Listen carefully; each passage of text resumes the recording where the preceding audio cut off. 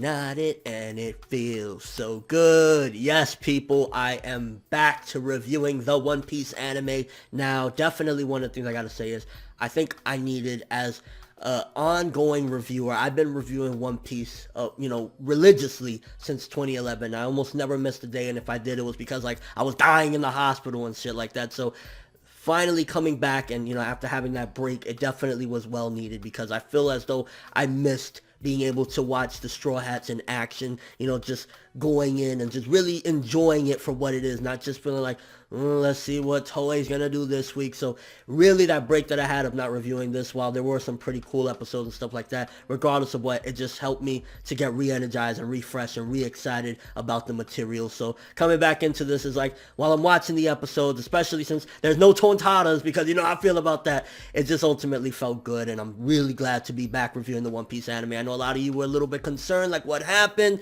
I'm back, baby. So this episode, one of the big things that it did, and I remember in the manga I felt this way, and I'm glad that in the anime I felt that way as well, is that it helped to establish everything prior to this episode regarding the Colosseum, the fighters and everything. A lot of the things that people felt was irrelevant and just all this weird introductions become relevant. It feels as though Oda was definitely planning this ahead of time, like, okay, I'm gonna introduce all these people, you're gonna be like, what the fuck at first, and you might not like some of them, but ultimately later on they're gonna be relevant again, especially in the big fight against the Don Quixote family, Doflamingo, Pica, etc., etc. So the way that this episode did it, with reintroducing them and everything, is like, yo, you were that dude, you coming back, you want to fuck up Doflamingo, I'm cool with that, but hells yeah. I can't even lie, as a manga reader, I remember saying this, I couldn't wait to hear Pica's voice, and I never got to tell you guys how I felt about it, but just as hilarious as I expected, like this fucking giant stone motherfucker with the most highest pitched voice ever, and everybody laughing at him, like it was just priceless, and it was a joke that was made to be even funnier when it hits the anime, and you actually hear him like, oh my god, and it's like,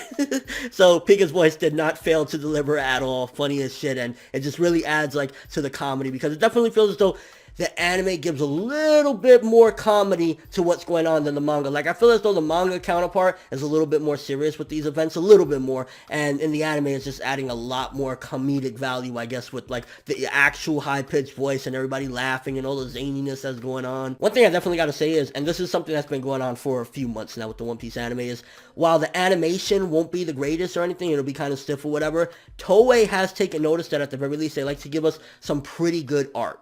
And in this episode, I noticed that the Colosseum fighters, especially when they were all together standing there, it looked like, I don't even know, some really good comic book colored drawing thingy-majig. Like, they all looked really good in the art side of it. And it's like, yeah, okay, the animation isn't the greatest, but at the very least, they're taking heat and like, we're gonna make these motherfuckers look sick when they're standing there. So I really liked and appreciated that they made them look like really badass all together. And again, just this episode really took everything that Dressrosa built up in the beginning with Thorn Ching Jiao, even though not from the very, very beginning, but for a while, like, I was always pretty much a fucking Don Ching Jiao fan. It's like the history that he had with Garp and his Hoppo Navy, and then him coming back and everything. It was just like, this episode almost felt as though, because we've been following, especially if you're a manga reader, the Dressrosa arc for a long time, so it felt like a blast from the past to see Blue Gilly and all these characters that even if you didn't give a fuck about them, because I'm not going to sit here and lie, I didn't give a fuck about Blue Gilly, Hideo, all these motherfuckers, I didn't care about them, but when they come back into the picture and they all with the same common goal of helping Luffy, and it showcases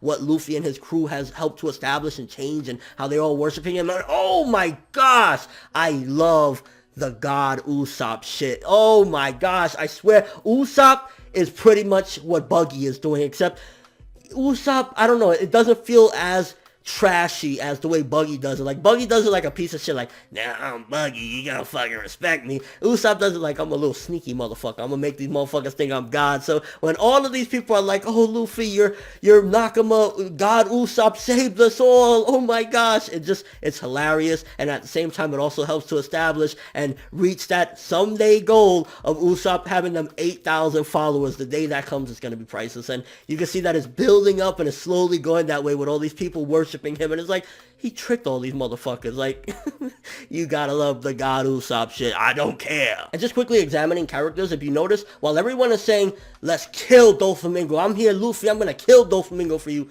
Luffy is saying I'm gonna kick his ass. So that always goes back to, like, who Luffy is as a character. He's like, no, I'm gonna kick his ass. Everybody's like, no, we're gonna kill him. He's like, I'm gonna kick his ass. So it shows the simplistic nature of Luffy, and at the end of the day, he's not really out for blood or anything, and he's not like, you took my brother's fruit, fuck you, I'm gonna kill you. He's more so, I'm gonna fuck you up, bro. And yeah, not the greatest episode in the world or anything like that, especially the first half of the episode definitely felt a little bit slow, but I think for a setup episode, for them all coming back and going after Doflamingo and even bringing, like, the bull back, when you bring him back Moosey, shit is intense, alright? But seriously, I just really felt, not only as content itself, I felt it was a good setup episode and reintroducing all these characters and bringing them back and giving them purpose from earlier on, but just being away from the One Piece anime for a while really helped to reinvigorate my excitement and my love for this, because I've loved One Piece, you know, I've been a huge fan for a while now, and after that break, I really feel like I'm ready to come back and enjoy One Piece for what it is. It's not going to be the greatest. I'm not going to sit here and say every episode is amazing, because they won't be. Every episode will not be amazing, I'll tell you that right now, but even an episode like this where it felt a little bit slow in the beginning and you had the reintroduction to Cavendish and Cavendish coming back and some of the comedy, it still kept my interest enough, and it still did what it needed to do, and that was bring everyone back and say the Coliseum Corridor wasn't for nothing. This shit is coming back and making itself very relevant. So I give this episode 7 out of 10, and I give my return and glad to be back a 7 out of 10 as well. Good stuff there. Let me know what you guys thought of this episode of One Piece. What did you think about the past month and a half or so episodes of One Piece? Did you miss my reviews? Again, I am back, baby, and it feels great. I love my straw hats, and I love me some One Piece. But that's all I have for this review. Thanks for watching. Hope you enjoyed. If you liked anything I had to say or enjoy the video, drop me a like. I'd greatly appreciate it. And if you haven't subscribed, if you could do so as well, that'd be amazing. I'm ForneverWorld, and as always, people, have an awesome day. We go!